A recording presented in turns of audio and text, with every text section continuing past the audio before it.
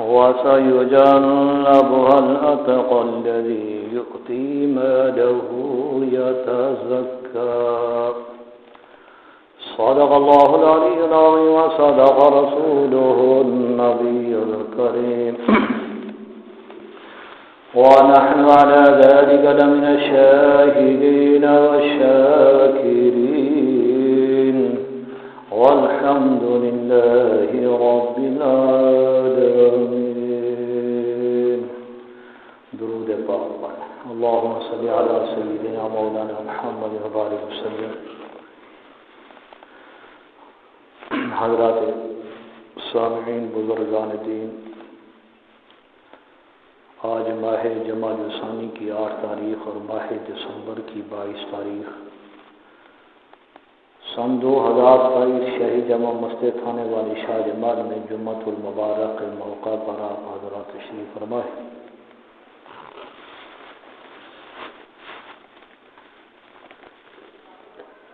اس مہینے کے اندر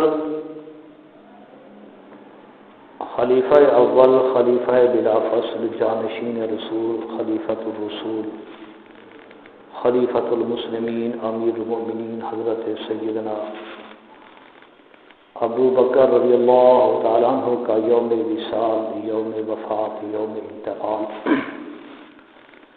جمادی الثانی کی 22 تاریخ سن 13 ہجری بمطابق اگست 634 عیسوی کو حضرت سیدنا ابو بکر رضی اللہ تعالیٰ عنہ کا وصال ہوا. تو اس مناسبت سے عظمت صدیق اکبر، اولیت صدیق اکبر رضی اللہ تعالیٰ عنہ کے حوالے سے چند گزارشات عرض کرنا چاہتا ہوں. ویسے تو واقعہ ہجرت النبی صلی اللہ علیہ وسلم کے اندر حضرت سیدنا ابو بکر رضی اللہ تعالیٰ عنہ کا شان، مقام، قربانیاں آپ سنتے رہے.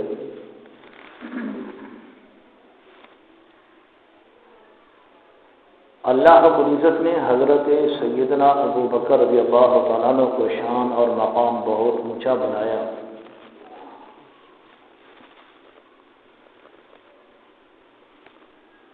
امام الانبیاء صلی اللہ علیہ وسلم کا براہ راست دیدار کرنا، براہ راست چہرہ انور کو، چہرہ نبوت کو، چہرہ مصطفیٰ کو دیکھنا، آمنہ کے در یتیم کے چہرے کی براہ راست زیارت کرنا بہت بڑے اعزاز کی بات ہے اور بہت بڑے شرف کی بات ہے. اور یہ اعزاز اور یہ فضیلت اور یہ اولیت حضرت سیدنا ابو بکر رضی اللہ تعالیٰ عنہ کو حاصل ہے کہ حضرت سیدنا ابو بکر رضی اللہ تعالیٰ عنہ نے براہ راست بغیر کسی واسطے کے 43 سال چہرہ نبوت کو دیکھا. کتنا بڑا مقام ہے. تو یہ اولیت، یہ فضیلت اللہ نے حضرت سیدنا ابو بکر رضی اللہ تعالیٰ عنہ کو عطا فرمائی.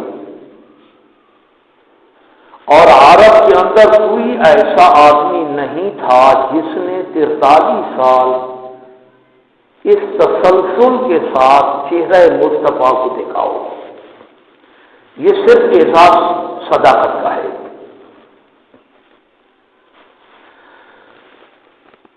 جب سرکار عالم صلی اللہ علیہ وسلم نے اعلان نبوت فرمایا تو اعلان نبوت کے کچھ عرصے کے بعد وحی رک گئی، قرآن کا نزول رک گیا، جبریل کا آنا بند ہو گیا. اس کو فترت وحی کا زمانہ کہا جاتا ہے کہ وحی منقطع ہو گئی. 3 سال تک وحی نہیں آئی.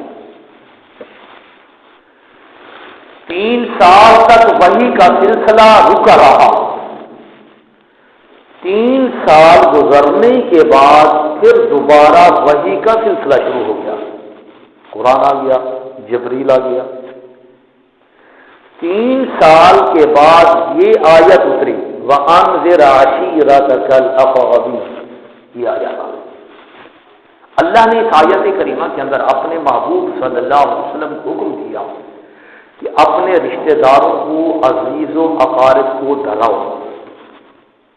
حکم آ گیا، اعلان آ گیا کہ اپنے رشتہ داروں کو بلاؤ اور بلا کر ان کے سامنے اللہ کے دین کا پیغام پہنچاؤ۔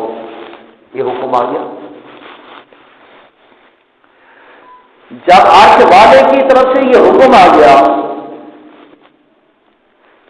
تو معلوم یہ ہوا کہ انسان کو دین کی ابتدا، اصلاح کی ابتدا اور دین کی تبلیغ اور اشاعت کی ابتدا اپنے گھر سے کرنی چاہیے۔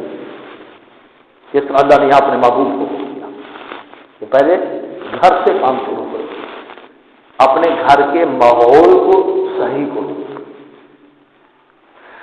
تو سرکار دو عالم صلی اللہ علیہ وسلم کو جب اللہ کی طرف سے حکم ملا تو اللہ کے نبی نے اپنے عزیز و اقارب کو، رشتہ داروں کو، قریشیوں کو، خاندان والوں کو پہاڑ سے جمع فرمایا، بلایا، آ جاؤ۔ سارے آ گئے، پہاڑ کی چوٹی پر جمع ہو گئے۔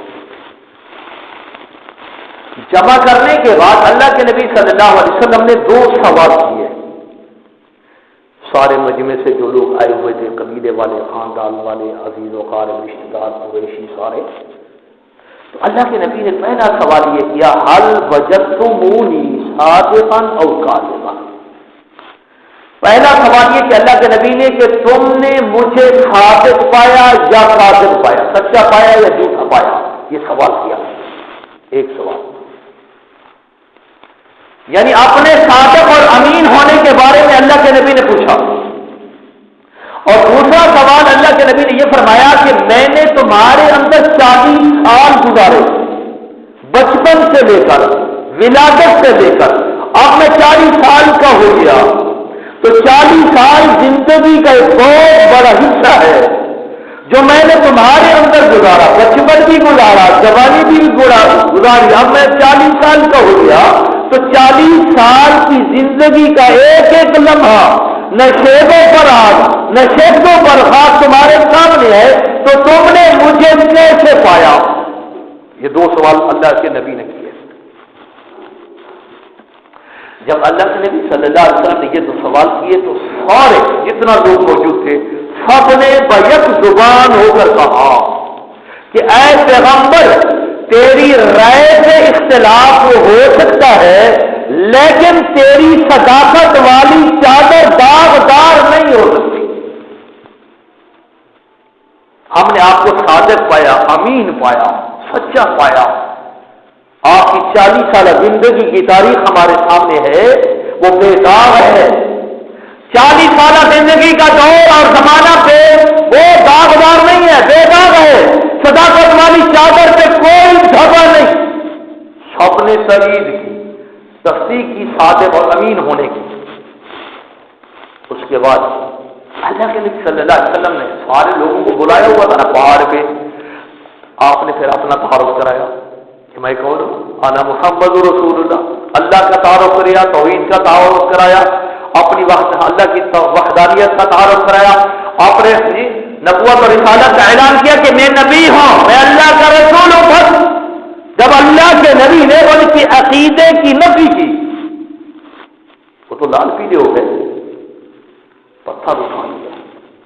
اللہ کے نبی صلی اللہ علیہ وسلم کو جو صادق امین کہہ رہے تھے، اسی محفل میں، اسی مجلس میں، اسی جگہ پہ، اسی پہاڑ پہ وہی لوگ جو زبان سے صادق امین کہنے والے وہی پتھر اٹھا کر اللہ کے نبی کو پتھر مارنے شروع کر دیے۔ سرکار دو عالم صلی اللہ علیہ وسلم زخمی ہو گئے، چہرہ مبارک زخمی ہو گیا، اور اسی پریشانی کی حالت میں، زخمی حالت میں اللہ کے نبی صلی اللہ علیہ وسلم گھر تشریف لے گئے۔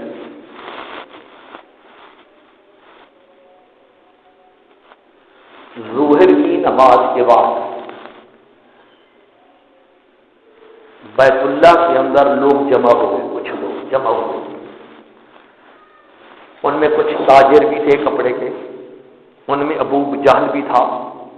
یہ وہ لوگ تھے جو پہاڑ پہ نبی کے ساتھ شریک تھے، یہ سارے بیت اللہ میں آ گئے۔ کچھ لوگ اور یہاں حضرت ابو بکر صدیق موجود تھے بیت اللہ میں، لیکن پہاڑ کے اوپر جب آپ نے اپنے عزیز و اقارب کو بلایا وہاں ابو بکر نہیں تھا، وہاں ابو بکر اس مجلس میں، محفل میں، اس پہاڑ کی چوٹی پر صداقت موجود نہیں ہے، لیکن جب بیت اللہ میں کچھ لوگ جمع ہوئے، یہ وہ لوگ تھے جو پہاڑ پہ اللہ کے نبی کے ساتھ تھے اور اللہ کے نبی کو پتھر مارنے والے تھے اور اللہ کے نبی کے بدن مبارک کو زخمی کرنے والے تھے، وہ بیت اللہ میں جمع ہے اور یہاں حضرت ابو بکر صدیق بھی موجود ہیں کیونکہ تاجر جو تھے۔ اب جمع ہونے کا مقصد کیا تھا؟ ان کا ایجنڈا یہ تھا، بات یہ کی انہوں نے آپس میں کہ جو ملک کے شام سے تجارتی قافلے آتے ہیں ان کا یہاں سے گزر ہوتا ہے، لہذا ان کی حفاظت کا بندوبست کیا جائے۔ یہ ایجنڈا تھا ان کا جمع ہونے کا، یہ ان کا پروگرام تھا۔ جب یہ بات سامنے آئی تو حکیم بن حزام، یہ حضرت اما خدیجہ الکبریٰ رضی اللہ تعالیٰ عنہ کے بھتیجے تھے، وہ ایک مجمع میں موجود تھے، وہ کھڑے ہو گئے، کہنے لگے کہ اس بات کو یہاں رہنے دو، یہ ایجنڈا یہاں رہنے دو، اس پہ بعد میں گفتگو کریں گے، لیکن میں تمہیں ایک نئی بات بتاتا ہوں، پہلے وہ میری بات سنو۔ صاحب نے کہا بتاؤ کیا بات ہے؟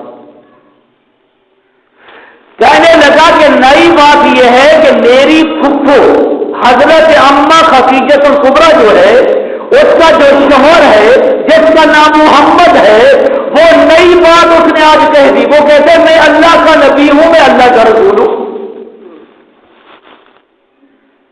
میری پھپھو کا شوہر محمد عربی یہ دعویٰ کر رہا ہے، کہتے ہیں میں محمد بن گیا، میں رسول بن گیا، میں اللہ کا نبی بن گیا۔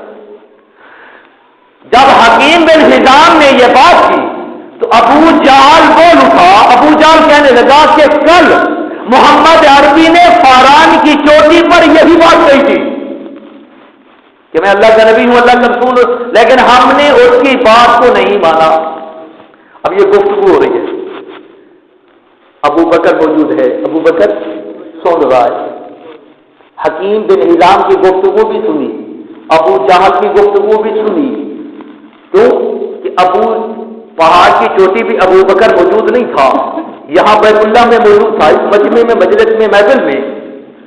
جب حضرت ابو بکر صدیق نے یہ بات سنی، لیکن حضرت ابو بکر صدیق نے حضرت اما خدیجہ الکبریٰ کے بھتیجے کی زبان سے آمنہ کے لال کی نبوت اور رسالت کی بات سنی، ایک کافر کی زبان سے سنی اور حکیم بن حزام سے سنی، نبی کی زبان مبارک سے صدیق نے یہ بات نہیں سنی۔ اب صدیق کا مقام، جب حضرت ابو بکر صدیق رضی اللہ تعالیٰ عنہ کے سامنے یہ بات آ گئی تو حضرت ابو بکر صدیق رضی اللہ تعالیٰ عنہ اس مجلس سے اٹھ کر چلے گئے، جو بیت اللہ میں مجلس تھی، جو پروگرام تھا اس کو چھوڑ دیا، وہاں سے چل پڑے، نکلے۔ اب حضرت ابو بکر صدیق رضی اللہ تعالیٰ عنہ سیدھے امام الانبیاء صلی اللہ علیہ وسلم کے دروازے پر آ گئے۔ صداقت نے نبوت کا دروازہ کھٹکھٹایا، اللہ کے نبی نے دروازہ کھولا اور اللہ کے نبی خود باہر تشریف نہ آئے، دیکھا صدیق آیا ہوا ہے۔ صدیق نے دیکھا نبی کے چہرے کو، صدیق تو حیران ہو گیا کہ نبی کا چہرہ زخمی تھا، نبی کا چہرہ۔ حضرت ابو بکر صدیق نے اللہ کے نبی کے چہرے کو زخمی حالت میں دیکھا تو حضرت ابو بکر صدیق نے کہا اللہ کے نبی یہ کیا بات ہے، اور کہنے لگے کہ اللہ کے نبی میں نے یہ بات سنی ہے کہ آپ نبی ہو گئے ہیں۔ یہ ابو بکر کے بولے، سن کے ہے نا کافر کی زبان سے کہ آپ نبی ہو گئے، تو امام الانبیاء صلی اللہ علیہ وسلم نے فرمایا ہاں میں نبی ہو گیا ہوں، میں نبی۔ تو حضرت ابو بکر صدیق نے عرض کی کہ اللہ کے نبی آپ اپنا ہاتھ آگے کرو، میں کلمہ پڑھ لوں۔ اب دیکھیے کہ آج تک پوری دنیا میں ابھی تک کسی نے کلمہ نہیں پڑھا تھا، کلمہ نہیں پڑھا تھا ابھی تک پوری دنیا میں، مشرق سے لے کر مغرب تک، شمال سے جنوب تک ابھی تک کسی نے نبی کا کلمہ نہیں پڑھا تھا۔ آمنہ کے لال زخمی حالت میں، زخمی چہرے کے ساتھ پتھر کھا کے اور اپنے چہرے انور سے خون کے قطرات کو صاف کر رہے ہیں، صداقت آ جاتی ہے، دروازہ کھٹک جاتی ہے، نبوت نے دروازہ کھول دیا، اللہ کے نبی باہر آئے، صدیق نے دیکھا نبی کا چہرہ زخمی ہے۔ صدیق اکبر نے یہ سوال نہیں پوچھا کہ اللہ کے نبی آپ نبی بن گئے، آپ نبی کب بنے اور کس کے نبی بنے، فرشتہ کب آیا تھا، فرشتے کے ساتھ آپ کی کیا گفتگو ہوئی تھی۔ صدیق نے یہ سوال نہیں دہرایا، صدیق کی زبان پہ یہ جملہ تھا کہ اللہ کے نبی آپ نبی ہو گئے۔ آمنہ کے لال فرمایا ہاں میں نبی ہو گیا۔ آپ نبی بن گئے، فرمایا ہاں میں نبی بن گیا ہوں۔ یہ صدیق کا مقام ہے۔ صدیق اکبر نے عرض کی کہ اللہ کے نبی آپ ہاتھ آگے کریں میں کلمہ پڑھوں۔ اللہ کے نبی صلی اللہ علیہ وسلم نے اپنا ہاتھ نبوت والا آگے کر دیا، صدیق نے اپنا ہاتھ نبی کے ہاتھ پہ رکھ کر کلمہ پڑھ دیا۔ جب صدیق نے کلمہ پڑھ لیا تو یہ صدیق سب سے پہلا کلمہ پڑھنے والا انسان تھا، سب سے پہلا اولیت صدیق اکبر۔ یہ میرا موضوع ہے کہ صدیق کو پہلا نمبر، تو پہلا کلمہ پڑھنے والا صدیق اکبر، پہلا مسلمان، پہلا صحابی، پہلا مومن، پہلا نبی کا غلام وہ صدیق ہے۔ جبکہ اللہ کے نبی اپنے خون آلود کپڑوں کو صاف کر رہے ہیں، خون آلود چہرے کو صاف کر رہے ہیں، صدیق نے اسی حالت میں نبی کے چہرے کو دیکھا اور کلمہ پڑھا۔ تو پہلا انسان صدیق اکبر ہے جس نے سب سے پہلے کلمہ پڑھا، اور پہلا انسان صدیق ہے جس نے کافر کی زبان سے حکیم بن حزام اما خدیجہ الکبریٰ کا بھتیجا ہے، اس کی زبان سے نبی کی نبوت اور رسالت کی بات کو سن کر حضرت ابو بکر صدیق نے یقین کرتے ہوئے نبوت کے قدموں میں آئے اور ایمان لے آئے۔ نبی کی زبان سے صدیق نے بات نہیں سنی، ایک کافر کی زبان سے نبی کی نبوت اور رسالت کی بات کو سن کے یقین کر کے صدیق نے آپ کے کلمہ پڑھ لیا، ایمان لے آئے۔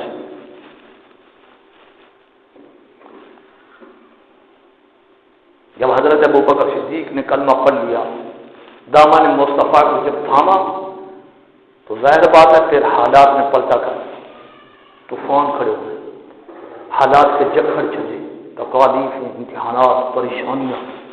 ابن ہشام نے لکھا ہے کہ حضرت ابوبکر صدیق رضی اللہ تعالیٰ عنہ خانہ کعبہ میں موجود تھے، تو امام الانبیاء صلی اللہ علیہ وسلم نے سب سے پہلے جب خانہ کعبہ میں کھڑے ہو کر اعلان نبوت فرمایا، کافر آ گئے،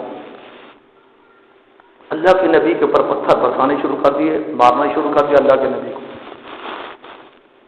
صدیق اکبر نے دیکھا کہ میرے محبوب کو، میرے یار کو، میرے دوست کو یہ تو مار رہے ہیں۔ تو حضرت ابوبکر صدیق رضی اللہ تعالیٰ عنہ کی وفاداری، جانکاری، حبداری، غلامی دیکھیے، صدیق اللہ کے نبی کے اوپر لیٹ گئے، نبوت کا دفاع کیا صدیق نے کہ مجھے مار پڑے، مجھے پتھر پڑے، مجھے تکلیف پہنچے، میرے محبوب کو نہ پہنچے۔ صدیق نبی کے اوپر لیٹ گئے، اب کافر مار رہے ہیں، صدیق کو مارا، کتنا مارا صدیق اکبر کو، پتھر مارے،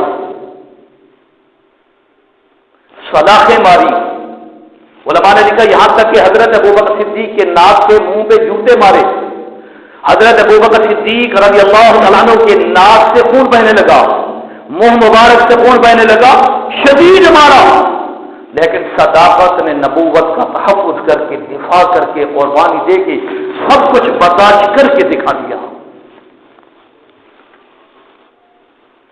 اتنا مارا حضرت ابوبکر صدیق کو کہ حضرت ابوبکر صدیق بے ہوش ہو گئے۔ صحابہ نے دیکھا، دوڑ کر آئے، اللہ اللہ کے نبی کو حضرت ابوبکر صدیق کے نیچے سے نکال کر لے گئے. سرکار دو عالم صلی اللہ علیہ وسلم دار ارقم پہنچ گئے.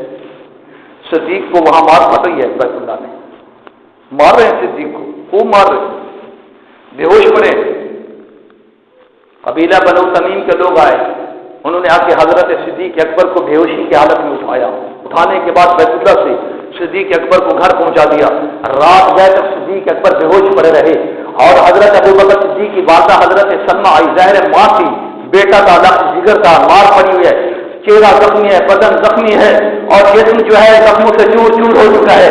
حضرت ابوبکر کی والدہ دودھ کا پیالہ لے کے، شہد برتن میں لے کے آ کے اپنے بیٹے لفظ جگر کے سرانے کھڑی ہوئی ہے کہ جب میرے بچے کو لفظ جگر کو ہوش آئے گی تو میں دودھ بھی پلاؤں گی، شہد بھی کھلاؤں گی. انتظار کریے. جب حضرت ابوبکر صدیق رضی اللہ عنہ کو ہوش آئی، ہوش آتے ہی صداقت کی زبان پہ ایک ہی جملہ، اپنی جان کی پرواہ نہیں، زخموں کی پرواہ نہیں. فرمایا میرے نبی کا کیا حال ہے، میرے رسول اللہ کا کیا حال ہے. اس کو تابع داری غلامی کہتے ہیں، وفاداری کہتے ہیں. صدیق کا بدن زخموں سے چور تھا، لیکن عشق دل جو ہے وہ عشق مصطفیٰ سے مجبور تھا. پرواہ نہیں صدیق کو، نہ زخموں کی نہ خون کی، کچھ بھی نہیں. جب صدیق کی زبان پہ یہ جملہ آیا نا کہ میرے نبی کا کیا ہے، والدہ رو پڑی. والدہ کہنے لگی تو اسی حالت میں مر جائے گا، زخمی تیرا چہرہ ہو چکا ہے، خون تیرا ٹپک رہے، خون کے قطرے نکل رہے، بدن تیرا زخمی ہو چکا ہے، زخموں کے نشانات پڑ چکے ہیں، تمہیں آب بھی محمد کی پڑی ہوئی ہے اور تو پوچھتا ہے کہ محمد کہاں ہے.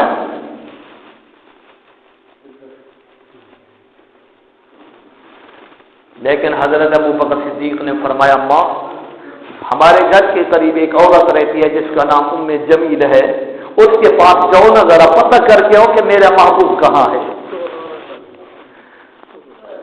جب تک صداقت کو تسلی تصفی نہیں ہوگی صداقت بے قرار رہے گی. جاؤ سے پتہ کر کے آؤ. ام جمیل سے ماں تھی، چلی گئی ام جمیل کے پاس. والدہ صدیق نے جا کے ام جمیل سے پوچھتی ہے کہ محمد عربی کہاں ہے. اس نے پتہ نہیں بتایا. اس نے پتہ، ام جمیل نے پتہ نہیں بتایا. خود چل پڑی، صدیق اکبر کے پاس آئی ام جمیل اور آ کے کہنے لگی صدیق اگر یہ تمہاری والدہ میرے پاس ابھی آئی تھی اور یہ پتہ پوچھتی ہے کہ محمد کہاں ہے، اگر تو اجازت دے تو بتا دوں، اجازت ہو تو بتا دوں، اگر نہیں تو نہیں بتاؤں گی. صداقت نے اجازت دی، پھر بتلایا کہ محبوب دار ارقم کے اندر ہیں، خیریت سے ہیں. اب صدیق اکبر کی جان میں جان آ گئی. حضرت ابوبکر صدیق نے ایک ہاتھ اماں کے کندھے پہ رکھا اور دوسرا ام جمیل کے کندھے پہ رکھا. فرمایا مجھے نبوت کے دربار میں لے چلو. فرمایا میں اپنے آنکھوں سے اپنے محبوب کو دیکھنا چاہتا ہوں. صدیق اکبر کا چہرہ زخمی ہے، خون نکل رہا ہے، بدن زخمی ہے. اسی حالت میں کندھوں پہ ہاتھ رکھ صدیق چلتا ہے نبی کے دربار کی طرف، دار ارقم کی طرف. صدیق اکبر نے نہ دودھ پیا نہ شہد استعمال کیا. فرمایا جب تک نبی کو نہیں دیکھوں گا اس وقت تک صدیق کی حالت سے اندر ایک قطرہ بھی نہیں جائے گا. صدیق اسی حالت میں چلا. رات کا کافی حصہ گزر چکا ہے. دار ارقم پہنچے، دروازہ کھٹکھٹایا. نبوت نے دروازہ کھولا، چراغ جل رہا تھا. اب نبوت، نگاہ نبوت جب صدیق کے چہرے پہ پڑی تو دیکھا صدیق کا چہرہ زخمی ہے. جب صدیق کلمہ پڑھنے گیا تھا تو نبوت کا چہرہ زخمی پایا. اب صدیق جب نبی کے دروازے پر آیا تو یہاں نبوت کا چہرہ، نبوت نے دیکھا کہ صدیق کا چہرہ زخمی ہے. عالم صلی اللہ علیہ وسلم نے حضرت ابوبکر صدیق کے زخمی چہرے کو دیکھ کر اللہ کے نبی نے صدیق اکبر کے ماتھے کا بوسہ لیا. اتنا خوش نصیب ہے صدیق, نبوت چوم رہی ہے. اور سرکار دو عالم صلی اللہ علیہ وسلم نے فرمایا صدیق تیرا چہرہ زخمی ہو چکا ہے, اب رحمت والے نبی کی شفقت, پیار, محبت, حسن سلوک, مروت, اپنے پڑے کا غم کھانے والا نبی فرمایا صدیق میری وجہ سے تجھے تکلیف پہنچی ہے, میری وجہ سے تجھے مار پڑی, میری وجہ سے سب کچھ تو نے برداشت کیا. جب اللہ کے نبی نے یہ جملے ارشاد فرمائے تو صدیق بول اٹھا. صدیق نے کہا اے آمنہ کے لال, میں نے آپ کے بدظہا کے چہرے کو دیکھا, مکھڑے کو دیکھا. جب میں نے آپ کے چہرے کو دیکھ لیا تو آپ کے چہرے کو دیکھ کر صدیق کے سارے دکھ دور ہو گئے, صدیق کے سارے ٹکڑے, سارے غم بھول گئے. تو صدیق اکبر رضی اللہ تعالیٰ عنہ کی عشق اور محبت کی یہ وہ منزل ہے جو صدیق کا پورا امتیاز ہے. یہ راز کے راز کی کہانی ہے. یہ صدیق اکبر کے عشق اور محبت کی وہ انتہا ہے جس کی دنیا مثال پیش نہیں کر سکتی. ایسے نہیں آپ کے والے نے قرآن کے اندر صدیق کے چرچے کر دیے. 9 آیات اللہ نے اتار دی صدیق کی شان, 9 آیات اتنی صدیق کی شان. جو آیت میں نے آپ کے سامنے پڑھی کہ واقعی یجنبها الاتقى الذي يؤتي ماله يتزكى, کہ ان قریب اس کو آگ سے دور کر دیا جائے گا جو سب سے زیادہ متقی ہے, جو سب سے زیادہ متقی, پرہیزگار, تقوی والا. عرش والے نے صدیق کی صداقت, دیانت, امانت, تقوی, طہارت, پاکیزگی اور عفت اور پاک دامنی کی اللہ خود گواہی دے رہا ہے. اللہ کا قرآن صدیق کو کیا کہہ رہا ہے؟ سب سے بڑا تقوی والا, سب سے بڑا متقی, سب سے بڑا پرہیزگار کون ہے؟ صدیق ہے. تو صدیق کے تقوی کا مقابلہ کوئی نہیں کر سکتا.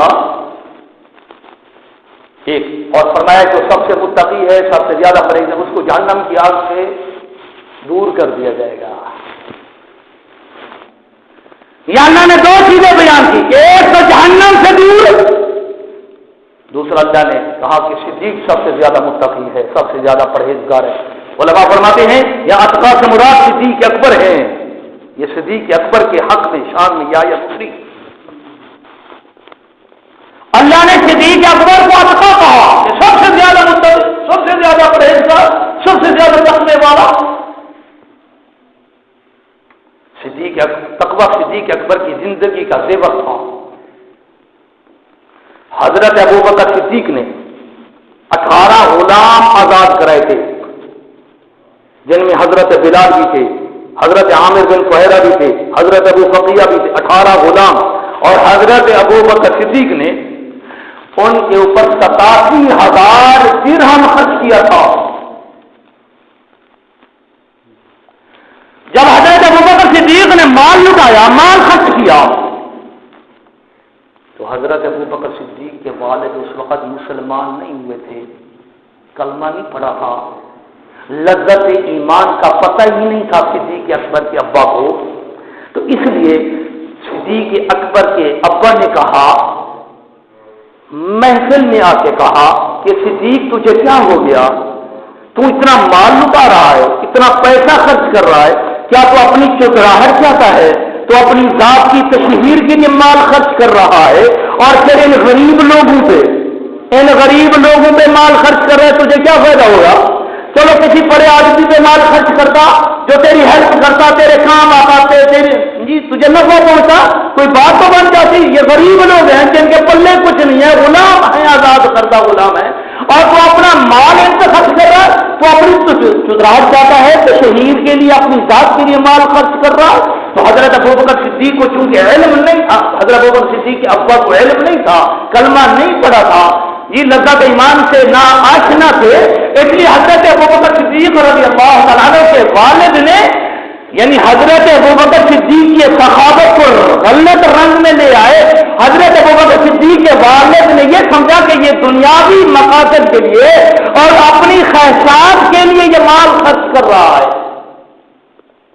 اور باپ کو حق پہنچتا ہے وہ بیٹے پہ تنقید کر سکتا ہے، یہ عیب والی بات نہیں ہے.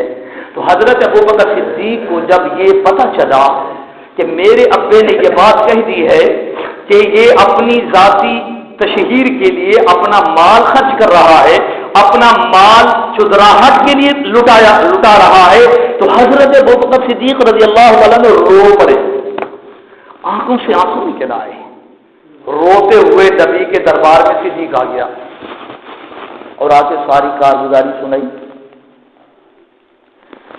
جب حضرت ابوبکر صدیق رضی اللہ تعالیٰ عنہ روتے ہوئے نبی کے دربار میں آئے تو وہ رحمت والے نبی تھے نا، شفیق نبی، اپنے برائے کا غم رکھنے والے نبی نے دیکھا کہ میرا یار میرا صدیق روتے ہوئے میرے دربار میں آیا. قریب تھا کہ اللہ کے نبی جواب دیتے، لیکن نبی نہیں بولے، قرآن بولا. نبی نہیں بولے، قرآن بولا. عرش معلیٰ سے جبریل آ گیا اور یہ قرآن کی آیت لے کے آیا کہ وَسَيُجَنَّبُهَا الْأَتْقَى الَّذِي يُؤْتِي مَالَهُ يَتَزَكَّىٰ وَمَا لِأَحَدٍ عِندَهُ مِن نِّعْمَةٍ تُجْزَىٰ إِلَّا ابْتِغَاءَ وَجْهِ رَبِّهِ الْأَعْلَىٰ وَلَسَوْفَ يَرْضَىٰ. عرش والے نے کہا کہ میں عرش کے اوپر خدا خود اعلان کرتا ہوں کہ صدیق نے جو نبی کی ذات پر مال ضائع ہے وہ اپنی ذات کے لیے نہیں، اپنی چدراہٹ کے لیے نہیں ہے، بلکہ خدا کو خوش کرنے کے لیے مال ضائع ہے. اللہ خود بول پڑا، یہ صدیق کا مقام ہے. اللہ نے قرآن کی آیت بھیجی کہ صدیق کی نیت پہ شک نہ کرو، شروع نہ کرو صدیق کے اوپر. یہ اپنی ذات کے لیے چتراہٹ کے لیے مال نہیں خرچ کر رہا، یہ اللہ کو راضی کرنے کے لیے، اللہ کی رضا کے لیے، اللہ کو خوش کرنے کے لیے صدیق مال خرچ کر رہا ہے.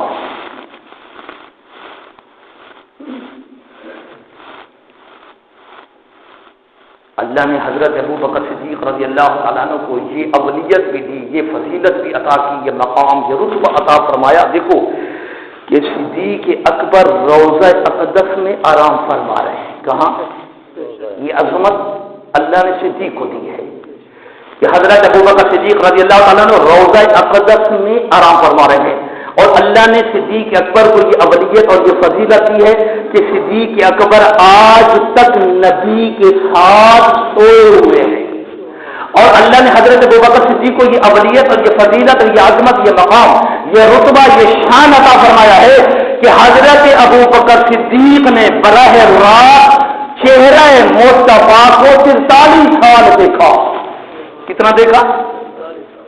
اور حضرت علی نے 27 سال دیکھا.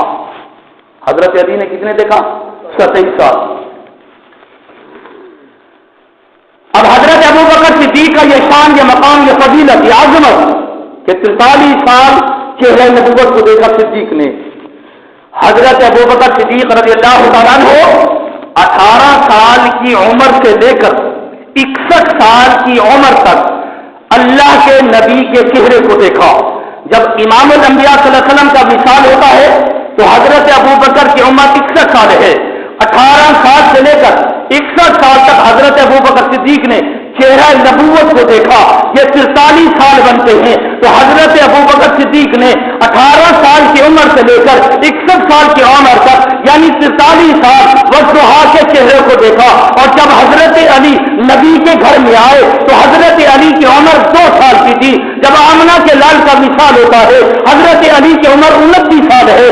تو حضرت علی کا 27 سال کا عرصہ بنتا ہے.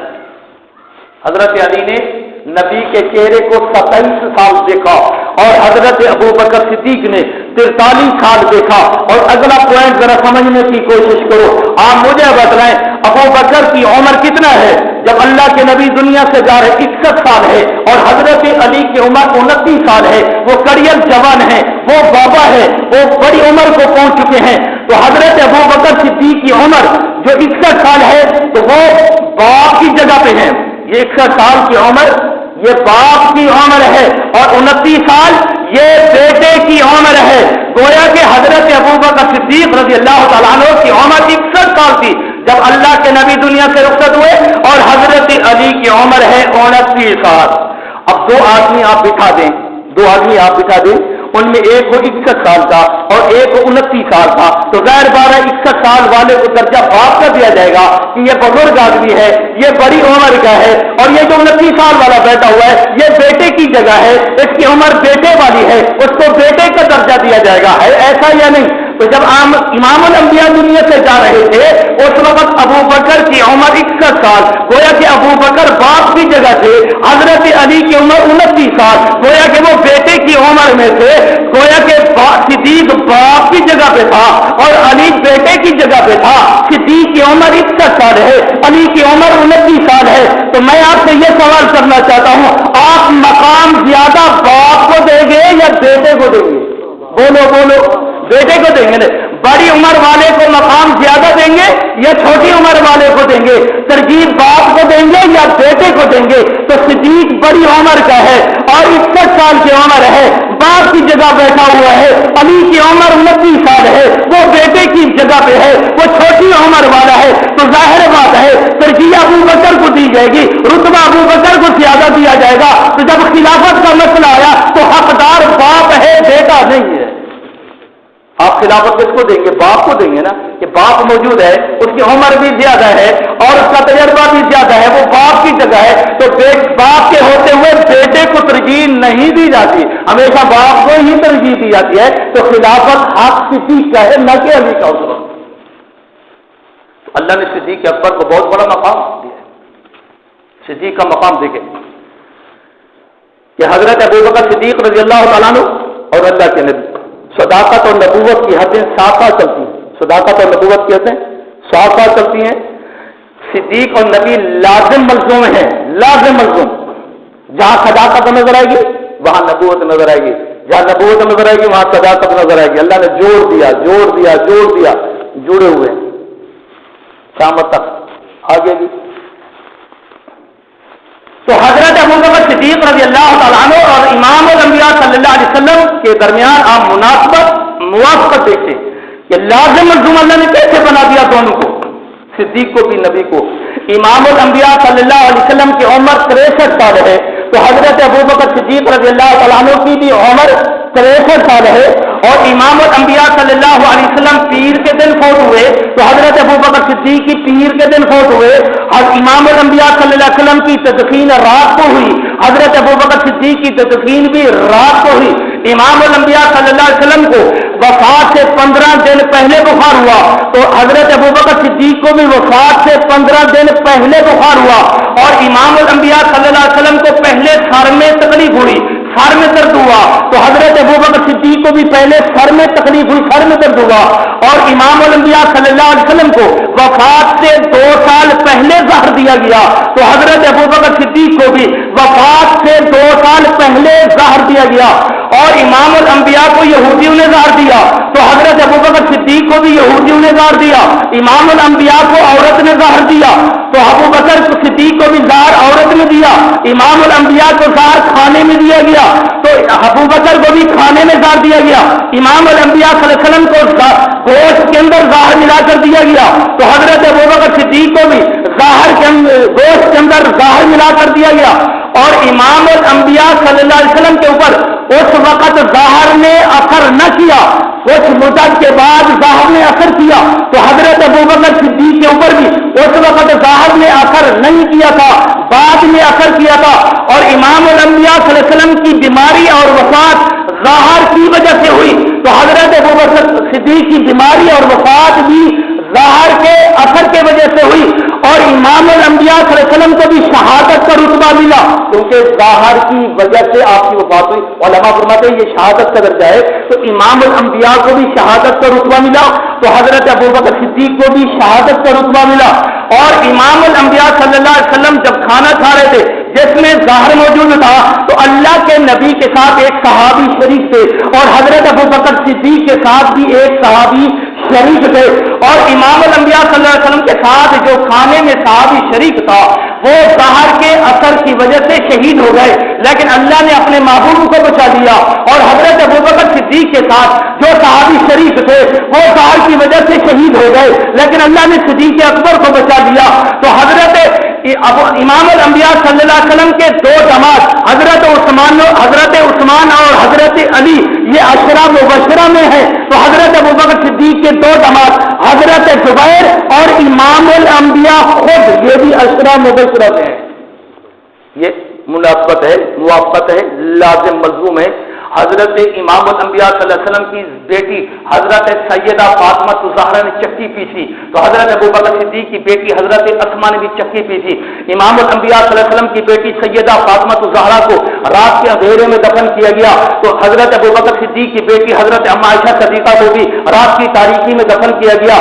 امام الانبیاء کی بیٹی حضرت زینب کو دھکا دیا گیا، تو حضرت اسماء ابوبکر کی بیٹی حضرت اسماء کو بھی دھکا دیا گیا، اور حضرت امام عالی مقام نواس رسول امام الانبیاء صلی اللہ علیہ وسلم کے نواس حسین کو شہید کیا گیا، تو حضرت ابوبکر صدیق کے نواس حضرت عبداللہ بن زبیر کو بھی شہید کیا گیا، اور حضرت امام حسین کو نبی کے نواسے کو ظلمن شہید کیا گیا، تو حضرت ابوبکر صدیق کے نواسے حضرت عبداللہ بن زبیر کو ظلمن شہید کیا گیا، نواس رسول حسین کو خلافت کے مسئلے پر شہید کیا گیا، تو حضرت عبداللہ بن زبیر صدیق کے نواسے کو بھی خلافت کے مسئلے پر شہید کیا گیا، حضرت امام حسین کا سر کاٹا گیا، تو صدیق اکبر کے نواسے حضرت عبداللہ بن زبیر کا بھی سر کاٹا گیا۔ امام الانبیاء کی وفات مدینے میں ہوئی، حضرت ابوبکر کی وفات بھی مدینے میں ہوئی۔